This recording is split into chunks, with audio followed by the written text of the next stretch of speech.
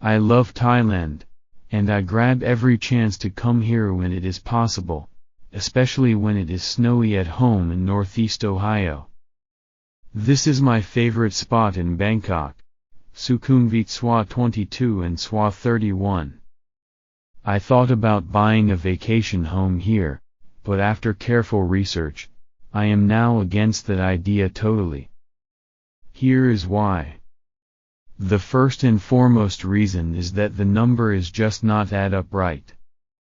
I am talking about the price-to-rent ratio, which is how many years you need to recuperate your initial price paid. In Bangkok, you need close to 20 years before the pandemic. It's worse now, for sure. Let's look two properties on the market, should we? This is a Bangkok condo unit, 27 square meters, about 298 square feet, and the listed price is 5 million baht, equivalent of 150,000 US dollars. It's small, but adequate for two persons on vacation in downtown Bangkok. How much could it rent out for per month? Probably for 500 US dollars. Because the next unit is larger and better located, with superb amenities, too. You have nice gym and pool, and everything else, right on Sukhumvit 11. It is 366 square feet, monthly rent is 650 US dollars. The sales price is around 7,500,000 baht, about 230,000 US dollars. So, if you buy them now, it would take more than 20 years to get your money back, if you could find renters all the time. The situation in Pattaya and Phuket is quite similar.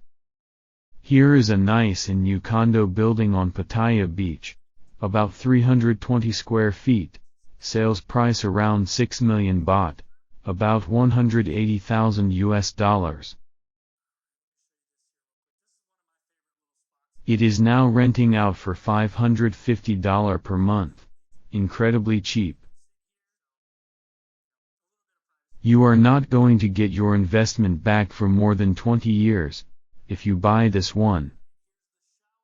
This is a price-to-rent ratio chart compiled by a Bangkok real estate company in 2018, comparing Bangkok to Tokyo, Hong Kong, New York, and Toronto. All of them exceeded 30 years. Is that the reason you should buy in Bangkok? Definitely not. So, what is the alternative? Here I give you a good one. This is a 450 square feet studio condo in Myrtle Beach, South Carolina.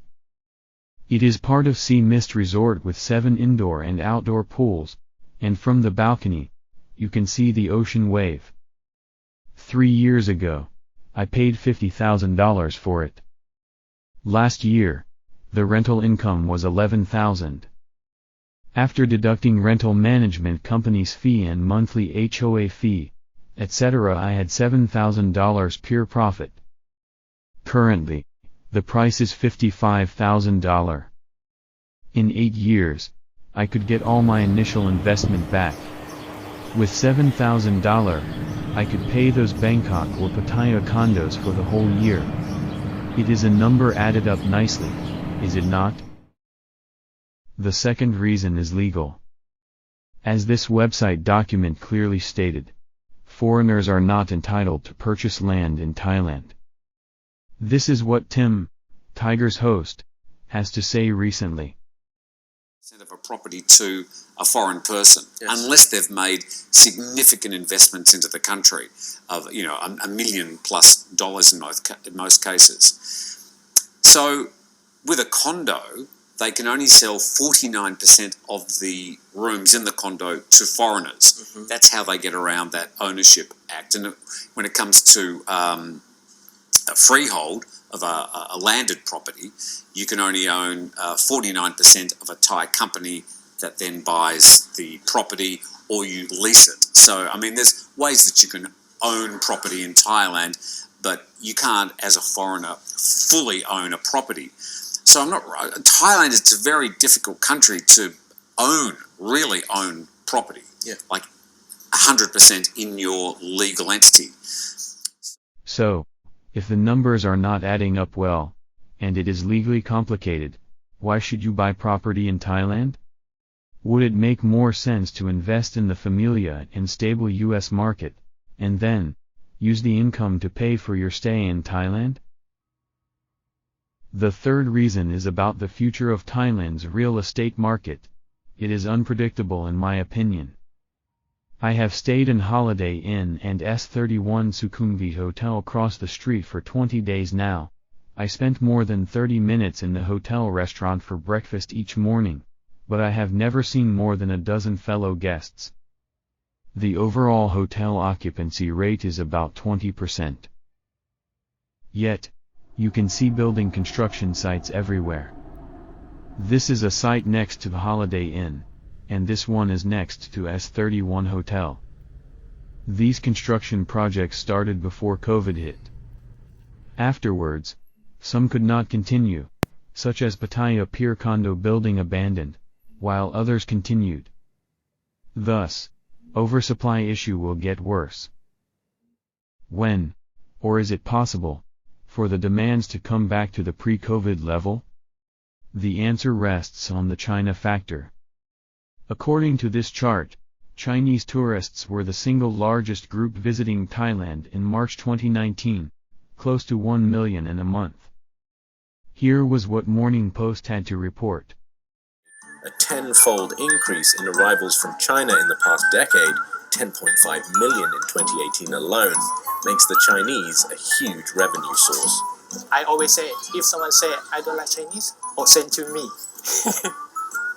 If you're living in Pattaya and if you work in this business in Pattaya, you never hate the Chinese.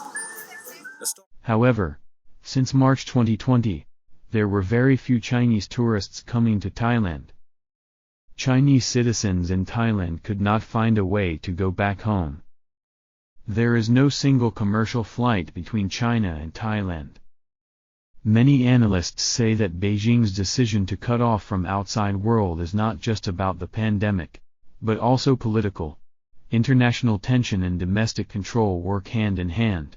One reinforces the other.